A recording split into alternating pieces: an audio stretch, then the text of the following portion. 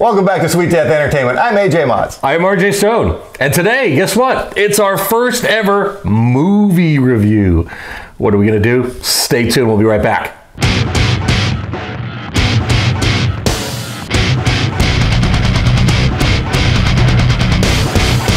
Welcome back. I'm AJ Motts, and like RJ said, we're going to be doing our very first movie review. And what could that possibly be? Could it be the one we reviewed the trailer of just a little bit ago? I think so. I think so. So, we're talking about The Dirt, the Motley Crue biopic. It's out. It's on Netflix. If you don't have Netflix, find it. Yep, came out yesterday. So we watched it. We had a little viewing party. We did. Had some tequila. Beer. Tequila. Food. Tequila. Friends. Party. And a meatball sandwich. Yeah. Afterward. Yeah. So, it was a good time. So we'll waste no time cutting into this. There was a lot of anticipation with this, with this movie coming out.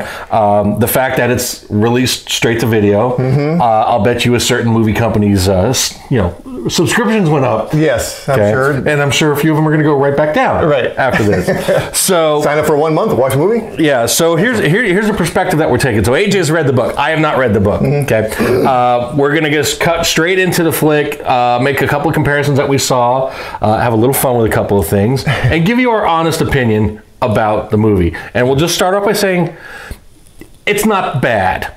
We'll just leave it at that. For what it is, it's good. It's a fun movie about a fun band. And we'll get into a little more detail on that. But I mean, it starts in chronological order. For the most part. Obviously. The trailer makes a little more sense now. Yes, it does. You know, the scene that we were like, why is that scene in there? It makes sense. You'll see. Watching the movie, it does make more sense. Absolutely. But they touch on the upbringing. Yes. Mostly of Tommy and Nikki. Yeah. Not so much on Vince or Mick Mars. And by the way, before we get too far into this, if you haven't seen it yet and you're watching our video first, great. We greatly appreciate that. If you're planning on watching it with your kids in the room, not like we're censoring anything, but within the first minute, there's nudity, and this movie could technically border on being X. Yeah, because there's raw. It's Motley Crue. Okay, so just be forewarned. There's a lot of sex. There's a lot of drugs. Very graphic drug scenes too, and some pretty graphic sex scenes too. Yeah. So be forewarned. There you go. Which is what makes it all fun. Yeah, it's Motley Crue. And it was the '80s. Yeah. So the upbringing of Nikki, they touched on parental problems, runaway, and all that kind of good stuff, which kind of probably down the road led to the drug use and many other things. I'm sure. And then Tommy, like a nuclear family. I mean, just this wholesome nuclear family. Was a good kid and had a sister, right? And you'll see it. And parents made a decent living. They did. Didn't really have to struggle that much. No, as far as we know. Wasn't a starving musician. Just ADD. Yeah, a lot of it. A whole lot of it. So yeah, they touched on that, which was good. Yeah. But it's a movie, so you got to move quick. Yes. And just touch on it just so you get a little vibe of. Yeah, and by the way, don't be afraid of the F-bombs, because they think they're in every single scene. Right. Every single scene. And no topic is unscathed from an F-bomb. I'll just say that. So the movie stars Douglas Booth as Nikki Sixx. Daniel Weber plays Vince Neil. Machine Gun Kelly plays Tommy. And then our favorite, Iwan Rheon, is Mick Mars. And not knowing much about Mick Mars, because he's very private, to have him interpret be Mick Mars, you kind of get an idea of maybe how Mick Mars really was in real life. And it turns out, at least the way that they portray him in the movie, is kind of a cynic. Yeah, and hates everybody. And is a loner, and just leave me alone, I'll come in, do my crap, and I'll go over here, and he keeps you guys do your partying and do your thing, but I've already done that. Yeah. And be over here. And one of the things, if you notice, they really do play up the part that he is the older guy in the band. It's like, you figured that they would touch base on it, but no, it's brought up quite a bit. It's like the young guys, kids, whatever. it does touch a little bit more on his illness, which I thought was cool because it shows when he was actually diagnosed with it when he was younger. Yeah, which I had no idea. Neither did I, because you just go by what we've learned up until this point in musical history. It's like, Mick Mars is ill, da da da da. But it actually, obviously, been an onset from earlier when he was younger. So that's a cool part of the movie. We did get some new information about the band there. Yeah. Let's talk about the pros of the movie. Okay. The pros of the movie is the soundtrack's cool. Yeah. And there's some raw tracks of Motley Crue in there. There's a couple different interpretations of Motley Crue tunes in there that we picked up. Like Live Wire. Like how they're learning that song. That's right. The riff was a little different and wasn't as polished. Yeah, well, and they as polished as Too Fast for Love can get. Exactly. There's a lot of cameos for people who've kind of had an influence in their life. I like the whole take on Doc McGee. We've got our little story with Doc McGee, our little brush greatness with Doc McGee. But you get to see a little bit more into what Doc had to do. Again, this is interpreted through the book. Their other man, the guy who discovered them, who's portrayed by Pete Davidson. I don't know if he needed to be in there, but he's in there for what it is. Right? You're a huge fan of his, right? I'm just a huge fan. So, what are you going to do? I was expecting for them to touch base on the US Festival. Because that was huge in Southern California, where they made it, and having seen them at the US Festival, it's like, okay, that was a significant outdoor festival. It was a significant piece of their history, because it's like, here's this band, they got the album that came out, and boom, now they're on stage in front of 100,000 people at Glen Helen. But it was conspicuously absent. Yeah, and I would have liked to seen a bit more of Japan in the movie, because in the book there's a good story of Nicky going to Japan just with Doc, I believe, just completely wasted as usual.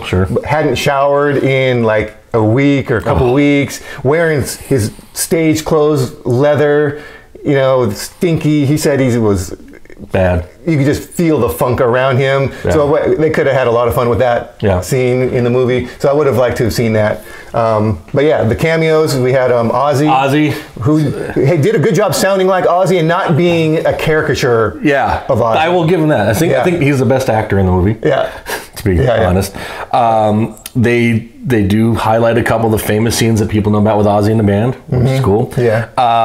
A little quick cameo of actor portraying David Lee Roth. And the girl who they got to play Heather Locklear is a really good representation, because they did her makeup like her, and I think that's how they made her look like, because I had this thing for Heather Locklear in the 80s.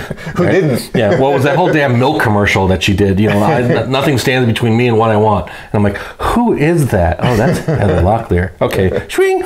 And then during the overdose scene, there's a quick, it's a quick pass, but he's there, or his likeness of Slash. So we'll see, however much comes into play. You talked about the only scene about the Moscow Music Peace Festival. That was in the book. Yeah, it would have been nice to just see that, and about the the traveling to the Peace Festival on the plane. It's all about sobriety and peace, but that was right about that was in '89, and I think that's probably the tail end of when everything was going right for the band.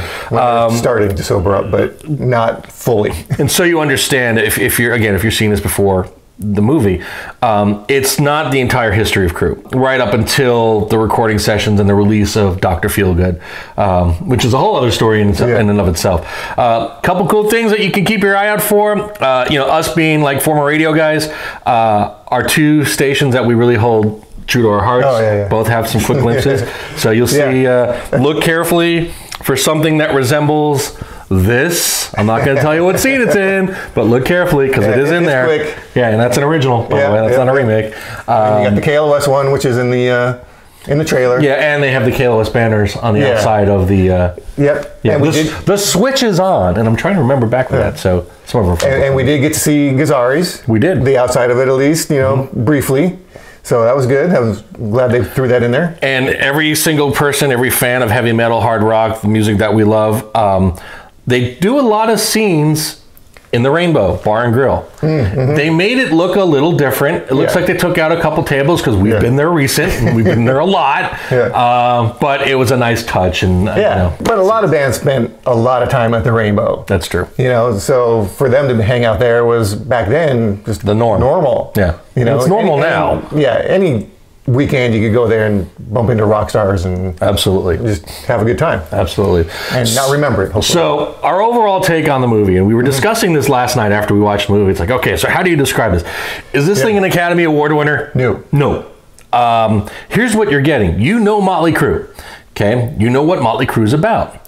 That's what the movie is about. Is the acting as top-notch as it possibly could be? No.